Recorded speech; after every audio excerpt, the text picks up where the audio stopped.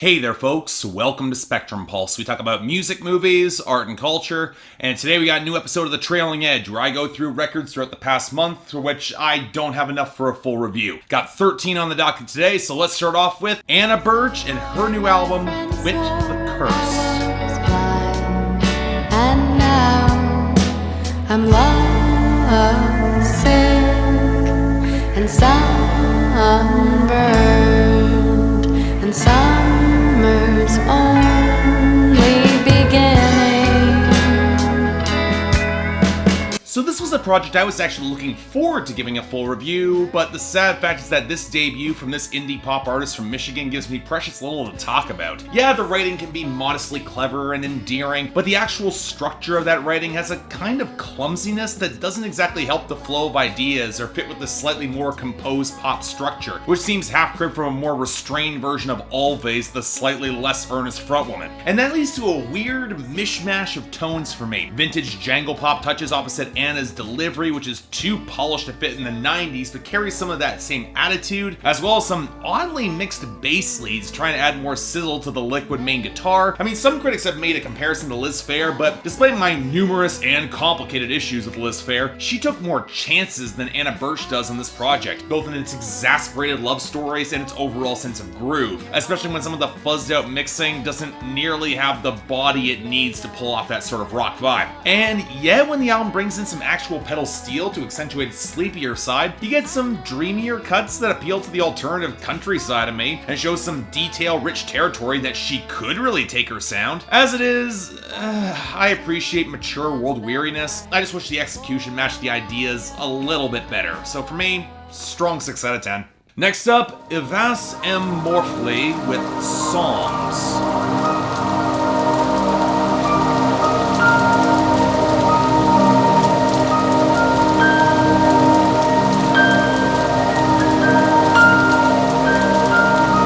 Oh boy, we're on the weird side of Bandcamp electronics with this one. This sort of territory with really haphazard mastering quality and some tonal choices that definitely can be pretty challenging, but I'd argue this one is a little bit more nuanced than that, because you can effectively split it into two parts. Shrill, immediate, hyper-intense power electronics that aren't particularly dynamic outside of some really fragmented, fluttering percussion, but still has some immediate carnal force that will definitely appeal to some people. And then you have pieces that are more restrained, using a guitar and organs to accentuate a drone, and even feature some clean vocals as the artist launches through very depressed musings surrounding the artistic relationship with the everyman, and a feedback loop of self-loathing that certainly treads into some postmodern territory in the execution, even if you can tell that the artist has a certain amount of acrid contempt for even that self-aware questioning quality in his aesthetic. Now the odd thing is that if you can clue into the sort of tortured headspace, it's actually more challenging and compelling than most nihilistic self-loathing tends to be. Most because it's coaxed through those larger metaphors of lost youth that actually do hit with some thunderous, smoldering presence. And when you pair it with a surprisingly decent melodic sensibility and a certain off-kilter, glassy-eyed pacing that kind of works with the most challenging moments of the project, yeah, for certain it's not for everyone. But when it comes to experimental pieces that will lean on some power electronics, which again, not a genre for everybody, it actually kind of clicked for me more than I was expecting. So yeah, solid 6 out of 10. Next up, the newest album from Oceans of Slumber, The Banished Heart. Would you even know me? An empty room, an empty heartbeat. So this was actually one of those projects I was really psyched about covering properly on my channel, given how much I really dug the ethereal major label breakthrough from this progressive death metal project, which paired with the stunning vocals of Cammie Gilbert with a heavy but still impressively melodic soundscape. And thus I was kind of excited to hear a project that got a little bit heavier, a little more complex, maybe bringing on some doom metal tones, and yet the more listens I gave to The Banished Heart, the less that it really gripped me as much as I wanted. It certainly is heavier in the subject matter matter in the tone, but it also approaches this territory by compromising some of the surging melodies that gave their last project such groove and eccentricity. More consistent, sure, and definitely technically impressive, but not really as dynamic, especially in the denser rhythm sections and drum work that just feel a little bit overdone, and sometimes even in the guitars as well. It's also hard not to feel like that the more stripped back, pseudo-gothic moments, while kind of chilling, can't really rise to the same level of what Hausswolff has been doing in very similar territory. More in terms of production texture than the content or delivery. Now, if I will highlight an element that definitely connects for me the most, it would be the writing and Cammie Gilbert's haunted but utterly gripping vocal. She's a powerhouse. But at the same time, that last album, Winter, it hit more consistent high points than this, and while it is quite good, I wouldn't quite say it's great, so 7 out of 10? Yeah. Next up, the new album by 3 Days Grace, Outsider. In a world that I don't know, get ready for the dark age. I'm living in a strange day, so say goodbye to the silence. We can dance to the sirens. Strange days, here we come. Strange days, here we come. Yeah, I'm sorry, there's no way in hell I could give 3 Days Grace a full proper review. And not for the reasons you might think, more linked to the fact that even beyond my overexposure to this Canadian act, I know entirely too much behind the scenes about this group going back for over a decade that's not publicly disseminated, and that would make my already pretty strong negative feelings toward them take on a very different bent. So let's aim to keep this pretty short and pretty sweet. I have never ever liked 3 Days Grace. They never had distinctive or likable presence as a post-grunge band. They've released some impressively embarrassing songs with some awful angst-ridden lyrics that never bring any sort of significant depth, and with hit-and-miss production, their records can barely rise above mediocre even on the good days. They're not a good group, and that was before they lost their frontman in 2013. And considering that Matt Walsh didn't exactly add much to fix or revise that formula on their 2015 record Human, I had zero expectations for their newest album, and turns out that was probably a good plan because this is painfully mediocre, especially with every badly chosen synthesizer they tried to push in to characterize painfully colorless riffs and really underwhelming vocals. Seriously, no matter how many vocal filters you dump on Matt Walsh's delivery, you can't redeem such sophomoric and incredibly basic writing. Made even worse by clunky riffs, really muddy mixing, and an attempt to put in some melody line on the synthesizers that nobody has the slightest clue where to put in the mix proper. And as much stomping momentum as the band wants to cultivate in the grooves, it is crippled by so many cheap studio effects, entirely too much reverb, and a really leaden lack of good tunes beyond the melody line. I mean, the most good I can say about this, there are a few passable deep cuts as you would expect for a 3 Days Grace record, but even then, they are not all that memorable. Very light 4 out of 10. Next up, the newest album from Moby called Everything Was Beautiful and Nothing Hurt.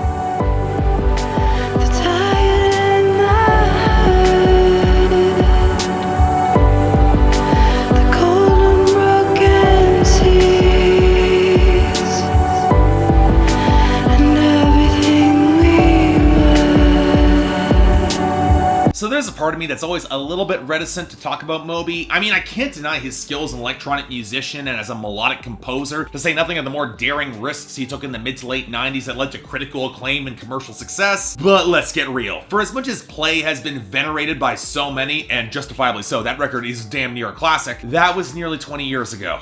And while we have seen flashes of some of that magic since, even many diehard Moby fans would have to admit in the 2010s he hasn't even risen close to that height. Now this, I mean, I kind of admire Moby's commitment to making some more aggressively political material, even if it is a little more abstract, but underwhelming lyrics and a more atmospheric, melancholic, fragmented sound are not doing him any favors, especially as his brand of abrasive music has fallen painfully behind so many others, even in the mainstream of electronic music, which can't help but undercut some of the more dramatic symphonic elements that he tries to bring back. Now, I'm not denying there aren't some elegant moments, and I've always appreciated Moby's drive to blend and blur together genres genres because he does it better than a lot of people, especially in some of the rock elements to lend some degree of sharpness to the groove, but many of the tones can't help but feel like early 2000s leftovers, I'm sorry, and really will only win people over nostalgic for that era, which immediately will remind you of much better Moby records. I won't deny that there are some moments that have some raw soul, especially from the guest vocalists Apollo Jane and Mindy Jones, and Moby, he knows his way around a melody, it saves this from being mediocre, but the drippy, overlong melancholy makes this a really trying listen regardless. It goes on too long, and honestly,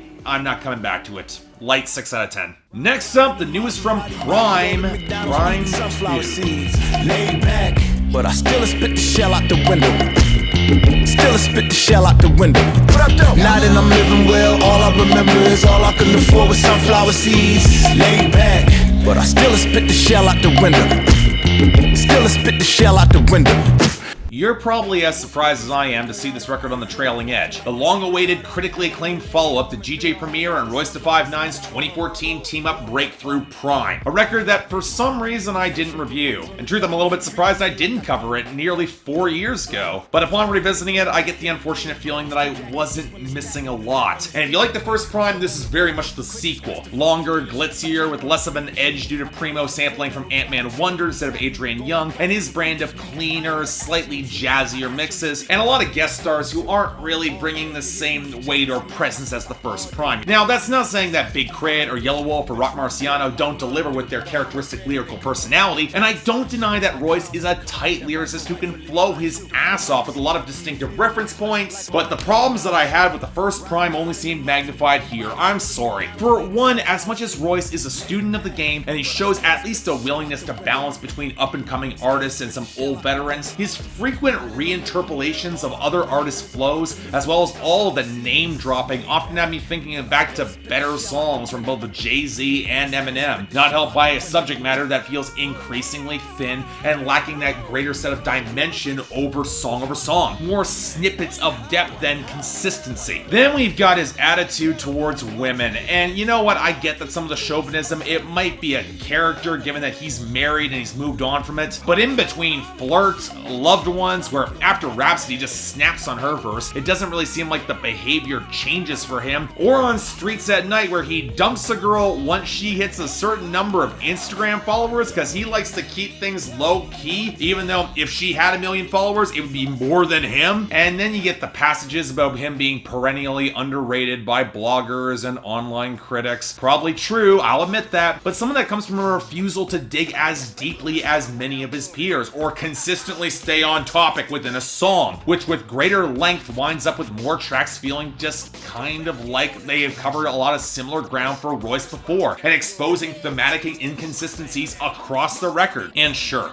if we're just looking for a celebratory vibe, that would be cool, and probably fitting given Primo's much brighter production on this project. But then you have to think for as much focus as Royce has on the underground, the beats would just carry a little bit more texture for me, or wouldn't feel like they're so damn near impossible to ride well, like songs like Everyday Struggle with the overly dense percussion, which I don't think any rapper could handle. Look, I totally understand the appeal of a project like this. For those die-hard fans of Royce da 5'9, it will definitely satisfy. And nobody can deny that Royce doesn't load up his bars with some solid connecting references that intertwine pretty well with the production that Primo gives him. But the deeper content just does not click as deeply, especially against production that can feel this slick, and when you couple it with some weaker hooks overall and some guest appearances that I wasn't really impressed by, and some flows that feel kind of shaky against these grooves, it's more for the diehard fans only at this point. And yes, also, I get that that Flock of Seagulls sample was originally from another act that they're sampling here, but it's still gaudy as hell, and I'm not a fan. Strong 6 out of 10.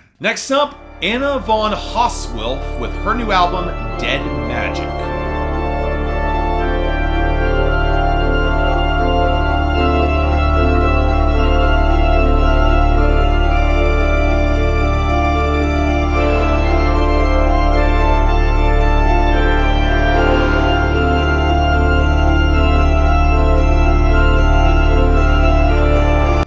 another project I was looking forward to covering, especially upon revisiting her discography at length. Now, Anna Hausswolff is a Swedish singer-songwriter with a voice kind of reminiscent of Kate Bush, Tori Amos, maybe some very early Sharon and Adele, and I really did think she had a phenomenal knack for melody and a classical romantic sentiment when it comes to a lot of her songwriting. That led to a really great debut record that might have suffered some quibbles in the production, but it was still really solid. I really liked it. And yet from there, in her choice to shift from piano to heavier and more baroque pipe organs, enhanced with touches of sizzling guitar and some electric skitters, with her production, it's consistently gotten better, but she's also trended towards more ossified, drone-like tones. And this record, probably the biggest example of that yet. There's only 5 songs, sure, but 2 break the 10-minute mark. And with that tune that is strictly instrumental on here, you can't help but feel like it's kind of underwritten, especially when the lyrics we do get trend towards some gothic cliche and are really underserved in detail, which I found really disappointing given what she's put together in the past. Now again, when it comes to records in this vein that trend towards darker, more cavernous tones with more droning progressions, texture and the melodic swell and the crescendos, they become a lot more important. I get that. And yet I can't help but feel like this record just does not deliver enough here across the board. In segments that trend more towards rock, like the second half of Ugly and Vengeful, or the mysterious vanishing of Elektra, the guitars, they might have some snarl, but the organ textures are often way too thin and tinny to complement them all that well. And that's where you get the slightly glitzier synth elements that don't seem to match well with anything. I have no idea why they're here. And all of it feels a lot cleaner than it probably should. The crescendos, they're nearly all undercooked. And while there is some certain moments where it sounds like the Anna Hausswolff's delivery is just clawing out of the mix itself and out of the pits, she's really the biggest reason to get into this record. Her vocal delivery is something special. And yeah, it's got some weight, it's got some impact, but as a whole, it just didn't have the chilling presence or impact to really resonate more deeply with me. It's definitely potent, and I get the audience that will really dig this sort of funereal vibe. It is a good project, but at least for me, not quite a great one. Light 7 out of 10. Next up, the newest project from Belle, Songs for Flight Delays. I can only change my mind, my mind, my mind. I'll be candid, I can't tell the truth, 'cause truth is I don't really know what love is. I don't wanna leave tonight, tonight, tonight.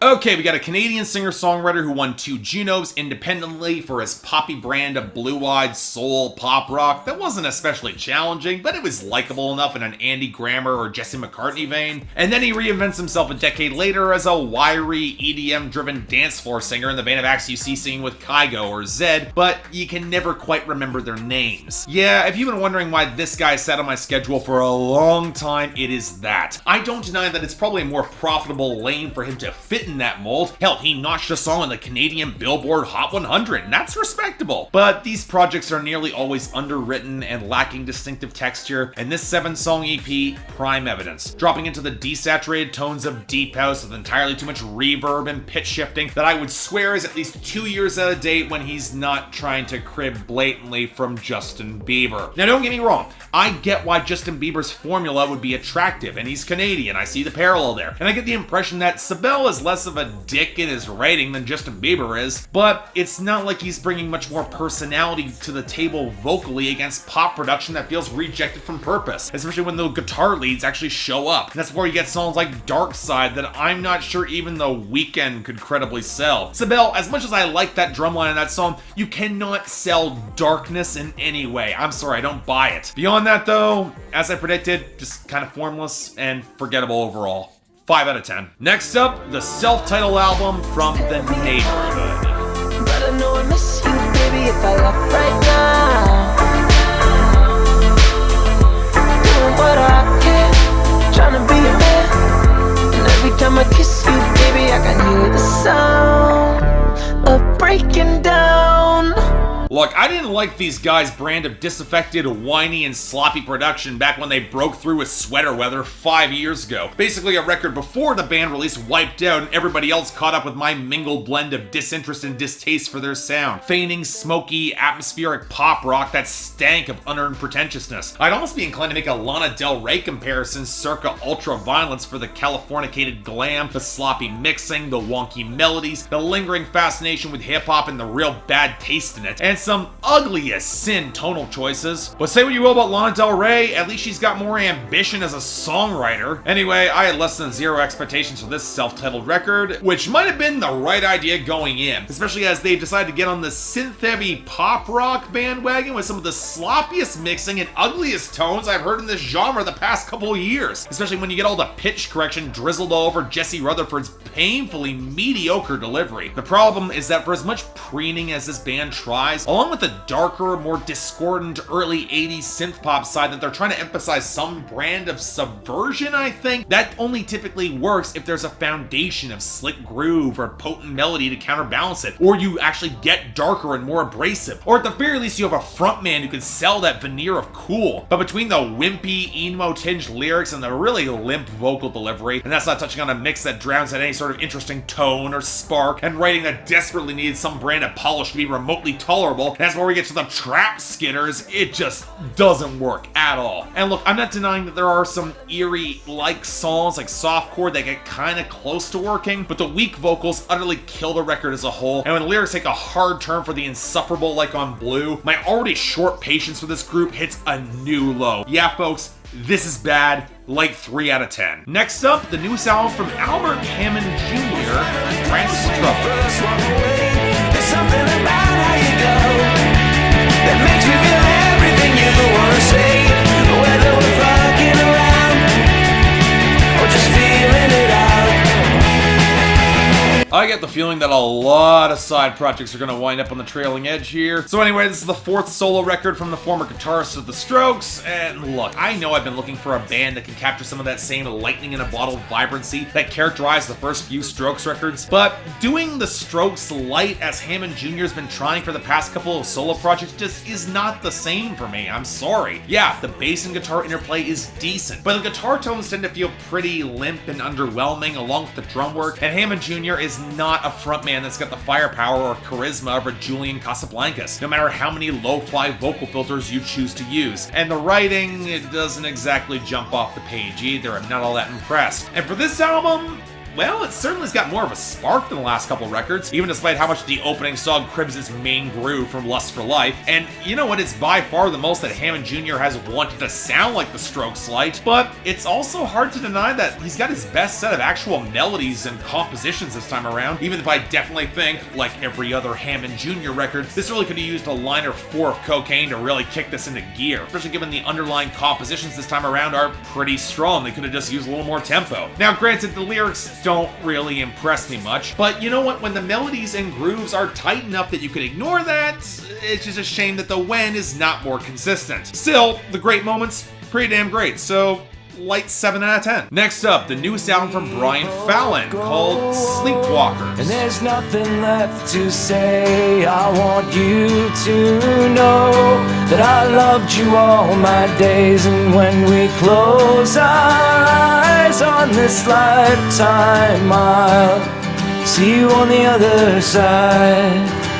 See what I mean by side projects? So anyway, this is the solo project from the frontman of Gaslight Anthem, a group that so many people have told me that I would really like, and honestly one that I've struggled to find any time to really hear in depth. So admittedly, hopping into Fallon's solo work might not be the best of steps for me, but really from what I got out of Painkillers, it seems like Brian Fallon was just stripping back some of the harder rock edge so he can better emulate his idol Bruce Springsteen with a millennial acid wash. And hey, you know what? I like a good retro throwback. I get the appeal of this. But man, for as hard as he was trying, Brian Fallon did not impress me. Forget all the retro posturing that pissed off the indie critics set. What irks me is the production has nowhere close to the burnished texture to match the heavyweights coming out of alternative country or heartland rock right now. And when you pair it with lyrics that could feel increasingly slipshod, you see a performer with the right voice and the genuine passion and a lot of the right reference points in order to sell this, but a little beneath it. You need some soul, you need some real cracking energy and force, something to make this stand out. And this record, it's the sequel to everything established on that debut, but somehow even clunkier. I'm not denying that Brian Fallon can sing, but the grooves, they are stale and clunky when they're not outright cribbed from better acts or trying to sound more developed and clashing in a really awkward way with Fallon's shredded vocals. And the writing, it's trying for earnest fervor, but somehow feels even more clumsy and slipshod on a structural level. And you know what? Even if the guitars can occasionally have some crunch or some glittering presence, none of it is consistent enough to really stick with me, especially when the production leans so damn hard on the Springsteen cliches, it's borderline parody at some points. But you know what, still, there are a couple good melodies here and there, a few good hooks, and I'll personally admit I am a sucker for this brand of earnestness, so I feel like being generous. Very light 6 out of 10. Next up, the newest project from Mechanical Museum called Hex Winter.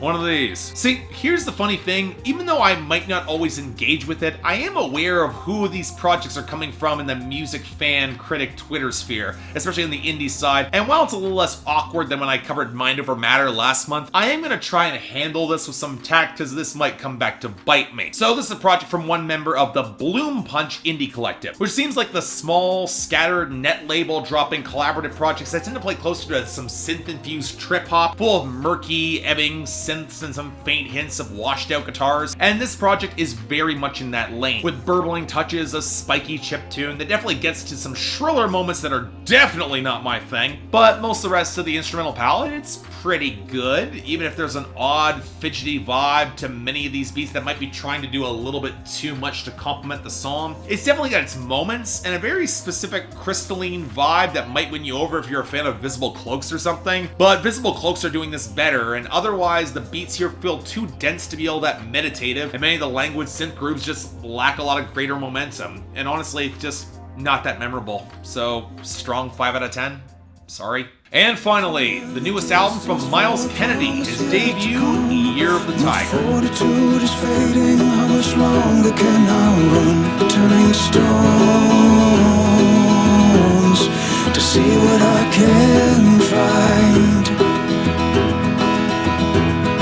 Another side project, and you know, I have had so many people tell me that Alter Bridge is this fantastic rock band I should totally check out, formed in the aftermath of Creed, and again, like with the Gaslight Anthem, I just haven't had much of a chance to. My schedule's pretty jammed up as it is. So again, I'm going into this frontman solo side project kind of blind, with this being more of a bluesy, hard rock venture that's been getting some fine enough reviews, and you know what? I see the appeal. I'd probably go back to this before re-listening to Brian Fallon, but I'm not really gripped by it. It's a sort of hard-scrabble, acoustic-leaning heartland rock that a lot of hard rockers default to when they want to sound more authentic or rootsy. But the key thing with this genre pivot is alignment between your vocal delivery and the tones that you choose. And Myles Kennedy's serious lack of subtlety in his vocals leaves a lot of the material sounding really oversold. We're just playing with a theatricality that feels kind of out of place and weird with the sound. It might get a little bit better when he defaults to this ragged, almost apocalyptic southern rock simmer. It's about the only time the overly broad lyrics work at all, most of which are focused on a complicated relationship that he had with his father and some references to a death incoming and running away from it. But the production is way too clean and bouncy to add any sense of gravitas, and leads to a record that has a serious tone problem. Now, there are a few cuts that are more restrained. It turned out okay, especially in the back half, but I get the impression I'm supposed to be a lot more impressed by Myles Kennedy's belting against instrumentation that's trying for a little bit more country vibe, and while it's decent, I can't really praise it more. Light 6 out of 10. So yeah, that's 13 records. Man, this went long, but hey, that's what happens when you got a lot to cover. Beyond that, you guys have any of your opinions? Links down below. If you want to buy the records, same sort of thing.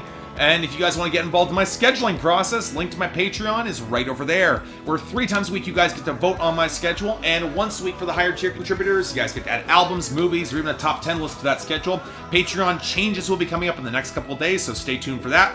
And if you want to see my schedule, it's on my Instagram. Next time, I'm Mark, you're watching The Trailing Edge on Spectrum Pulse, and I'll see you next time.